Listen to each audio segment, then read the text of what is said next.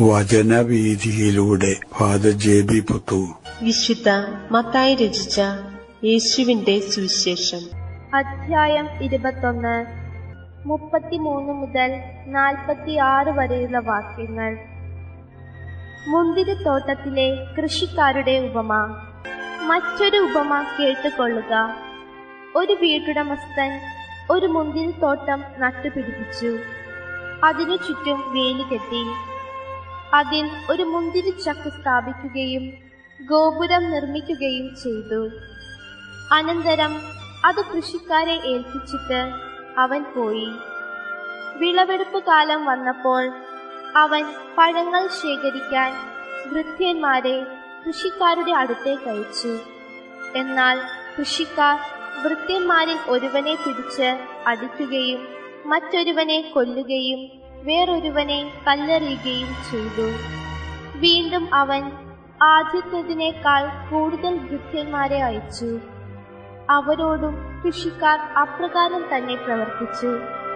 പിന്നീട് അവൻ എന്റെ പുത്രനെ അവർ ബഹുമാനിക്കും എന്ന് പറഞ്ഞ് സ്വൽപുത്രനെ തന്നെ അവരുടെ അടുക്കലേക്ക് അയച്ചു. അവനെ കണ്ടപ്പോൾ കൃഷിക്കാർ പരസ്പരം പറഞ്ഞു, ഇവനാണ് അവകാശി. വരുവിൻ, നമുക്കിവനെ കൊന്ന് അവകാശം കരസ്ഥമാക്കാം. അവർ അവനെ പിടിച്ച് മുന്തിരിത്തോട്ടത്തിന് വെളിയിലേക്കെറിഞ്ഞ് കൊന്നുകളഞ്ഞു. അങ്ങനെയെങ്കിൽ മുന്തിരിത്തോട്ടത്തിന്റെ ഉടമസ്ഥൻ വരുമ്പോൾ അവൻ ആ കൃഷിക്കാരോട് എന്തു ചെയ്യും? അവർ പറഞ്ഞു, അവൻ ആ ദുഷ്ടരെ നിഷ്ഠൂരമായി നശിപ്പിക്കുകയും യഥാകാലം ഫലം കൊടുക്കുന്ന മറ്റു കൃഷിക്കാരെ മുന്തിരിത്തോട്ടം ഏൽപ്പിക്കുകയും ചെയ്യും. യേശു അവരോട് ചോദിച്ചു, പണിക്കാർ ഉപേക്ഷിച്ചു കളഞ്ഞ കല്ല് തന്നെ മൂലക്കല്ലായി തീർന്നു. ഇത് കർത്താവിന്റെ പ്രവൃത്തിയാണ്. നമ്മുടെ ദൃഷ്ടികൾക്ക് ഇത് അത്ഭുതകരമായിരിക്കുന്നു എന്ന് വിശുദ്ധ ലിഖിതത്തിൽ നിങ്ങൾ വായിച്ചിട്ടില്ലേ? അതുകൊണ്ട് ഞാൻ നിങ്ങളോട് പറയുന്നു, ദൈവരാജ്യം നിങ്ങളിൽ നിന്ന് എടുത്ത് ഫലം പുറപ്പെടുവിക്കുന്ന ജനതയ്ക്ക് നൽകപ്പെടും. ഈ കല്ലിൽ വീഴുന്നവൻ തകർന്നു പോകും. ഇത് ആരുടെ മേൽ വീഴുന്നുവോ അവനെ അത് ധൂളിയാക്കും.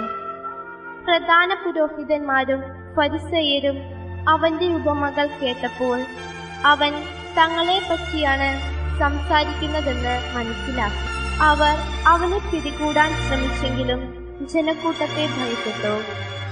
കാരണം ജനങ്ങൾ അവനെ പ്രവാചകനായി പരിഗണിച്ചിരുന്നു. രക്ഷാകര ചരിത്രത്തിന്റെ ഉള്ളറകളിലേക്ക്. ദൈവത്തിന്റെ രക്ഷാകര ചരിത്രത്തിന്റെ സാരാംശങ്ങളെല്ലാം ഉൾപ്പെടുത്തിക്കൊണ്ട് യേശു തന്റെ ജീവിതം അതിന്റെ അന്ത്യഘട്ടത്തിലേക്ക് നീങ്ങുകയാണ് എന്ന ബോധ്യത്തിന്റെ അടിസ്ഥാനത്തിൽ തന്നെ ഫരിസേയ സമൂഹത്തിനോട് പറഞ്ഞ ഒരു കഥയാണ് ഇന്നത്തെ സുവിശേഷം. ഒരു വീട്ടുടമസ്ഥൻ വളരെ ശ്രദ്ധാപൂർവം വളർത്തി പരിപാലിച്ചു കൊണ്ടുവരുന്ന ഒരു മുന്തിരിത്തോട്ടം. ആ മുന്തിരിത്തോട്ടത്തിനുള്ള എല്ലാവിധ സംരക്ഷണവും പരിചരണവും നൽകുന്നതിന് ആ വീട്ടുടമസ്ഥൻ സദാ സന്നദ്ധനായിരുന്നു.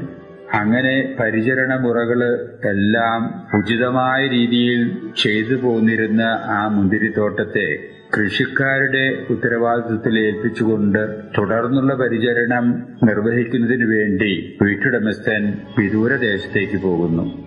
എന്നാൽ മുന്തിരിയുടെ വിളവെടുപ്പിന്റെ സമയം വന്നപ്പോ വീട്ടുടമസ്ഥൻ തന്റെ സേവകന്മാരിൽ ചിലരെ ഫലങ്ങൾ ശേഖരിക്കുന്നതിനു വേണ്ടി തോട്ടത്തിലേക്ക് കൃഷിക്കാരുടെ പക്കലേക്ക് അയക്കുന്നു. കൃഷിക്കാർ ആ സേവകന്മാരെ മർദ്ദിക്കുകയും അവഹേളിക്കുകയും ചെയ്യുന്നു. ഈ വാർത്ത വീട്ടുടമസ്ഥൻ അറിഞ്ഞപ്പോ കൂടുതൽ സേവകന്മാരെ കൃഷിക്കാരുടെ പക്കലേക്ക് അയക്കുന്നു. കൃഷിക്കാർ അവരെയും കണ്ടപ്പോൾ മർദ്ദനമുറകൾ അഴിച്ചുവിടുകയും അവരെ കൊല്ലുകയും പലതരത്തിലുള്ള അക്രമ ആസക്തമാകുകയും ചെയ്യുന്ന ഒരു അനുഭവം. ഈ അവസരത്തിൽ വീട്ടുടമസ്ഥൻ ക്ഷമയോടുകൂടെ അവധാനതയോടുകൂടെ തന്റെ സ്വന്തം മകനെ അവരുടെ പക്കലേക്ക് അയച്ചാൽ അവർ മനസ്സിന് മാറ്റം വന്ന് അവർ വേണ്ട വിധത്തിൽ പെരുമാറാൻ ഇടവരും എന്നുള്ള ബോധ്യത്തോടുകൂടെ സ്വന്തം മകനെ തന്നെ കൃഷിക്കാരുടെ പക്കലേക്ക് അയക്കുന്നു. എന്നാൽ മകൻ കൃഷിത്തോട്ടത്തിലേക്ക് കടന്നു വന്നപ്പോ കൃഷിക്കാർ ഒന്നടങ്കം പറയുന്നു, ഇവനാണ് അവകാശി, ഇവനെ നമുക്ക് പിടിച്ചു കൊല്ലണം, അപ്പോൾ ഈ മുന്തിരിത്തോട്ടം നമ്മുടേതാകും. ഇതായിരുന്നു അവരുടെ ചിന്ത. അതിന്റെ അടിസ്ഥാനത്തിൽ അവർ സംഘടിച്ച് ഉടമസ്ഥന്റെ ഏക മകനെ അവിടെ വെച്ച് കൊല്ലുകയും മുന്തിരിത്തോട്ടത്തിന് പുറത്ത് വലിച്ചെറിയുകയും ചെയ്യുന്നു. ഇത്രത്തോളമായപ്പോൾ യേശു കഥ അവിടെ നിർത്തിക്കൊണ്ട് ശ്രോതാക്കളോടായിട്ടൊരു ചോദ്യം ചോദിക്കുകയാണ്. ഇനി ആ വീട്ടുടമസ്ഥൻ എന്താണ് ചെയ്യുക നിങ്ങളുടെ അഭിപ്രായമനുസരിച്ച്? ശ്രോതാക്കൾ യേശുവിനോടായിട്ട് പറയുന്നു, വീട്ടുടമസ്ഥൻ അക്രമം പ്രവർത്തിച്ച കൃഷിക്കാരെ ശിക്ഷിക്കുകയും തന്റെ മുന്തിരിത്തോട്ടം അവരിൽ നിന്ന് എടുത്ത് മറ്റ് കൃഷിക്കാരെ ഏൽപ്പിക്കാൻ ഇടവരും എന്നതായിരുന്നു അവരുടെ ഉത്തരം. യേശു ആ ഉത്തരം കേട്ടതിന് ശേഷം അവരോടായിട്ട് പറയുന്നു, ഇത് തന്നെയാണ് ഇവിടെയും സംഭവിക്കാൻ പോകുന്നത്. ദൈവത്തിന്റെ സ്വന്തം ജനം എന്ന രീതിയിൽ നിങ്ങളെ തെരഞ്ഞെടുക്കുകയും വളർത്തിക്കൊണ്ടുവരികയും ചെയ്യുകയായിരുന്നു. പക്ഷേ നിങ്ങൾ വേണ്ട ഉത്തരവാദിത്വ ബോധത്തോടുകൂടി പെരുമാറാതെ നിങ്ങളെ നയിക്കുന്നതിനു വേണ്ടി പറഞ്ഞയച്ച പലരെയും നിങ്ങൾ മർദ്ദിക്കുകയും അവരെ അധിക്ഷേപിക്കുകയും കൊല്ലുകയും ഒക്കെ ചെയ്യുന്ന അനുഭവങ്ങൾ, അങ്ങനെ സ്വന്തം പുത്രനെ തന്നെ കൊന്ന് മുന്തിരിത്തോട്ടത്തിന് വെളിയിലേക്ക് വലിച്ചെറിയപ്പെടാൻ ഇടവന്നതുപോലെ ആ കൊല്ലപ്പെട്ട ആ പുത്രൻ തന്നെ ആ മുന്തിരിത്തോട്ടത്തിന്റെ അടിസ്ഥാനമായിട്ട് തീരാൻ പോകുന്നു എന്ന രീതിയിലാണ് യേശു ആ കഥ അവസാനിപ്പിക്കുന്നത്. ഈ കഥയുടെ പൊരുള് ശ്രോതാക്കളായ യഹൂദന്മാർക്ക് മനസ്സിലായി. അവർ പുരോഹിതന്മാരുമായിട്ട് ഈ ആശയം പങ്കുവച്ചു. ഉടനെ തന്നെ യേശുവിനെ ബന്ധിക്കുന്നതിനു വേണ്ടിയും യേശു എന്താണ് ഉദ്ദേശിച്ചതെന്ന് അവർക്ക് യഥാർത്ഥത്തിൽ മനസ്സിലായതിന്റെ അടിസ്ഥാനത്തിൽ തങ്ങളെ അധിക്ഷേപിക്കുകയാണ് യേശു ഇതിലൂടെ നടത്തുന്നത് എന്ന കാരണത്തിന്റെ അടിസ്ഥാനത്തിൽ യേശുവിനെ ബന്ധിക്കാൻ വേണ്ടിയുള്ള പരിശ്രമമാണ് അവരുടെ ഭാഗത്തുനിന്നുണ്ടാകുന്നത്. പക്ഷേ സാധാരണ ജനങ്ങൾ യേശുവിനെ ഒരു പ്രവാചകനായിട്ട് കരുതാൻ ഇടവന്നിരുന്നതുകൊണ്ട് അവരുടെ ആ ശ്രമം അപ്പോൾ സഫലമായില്ല.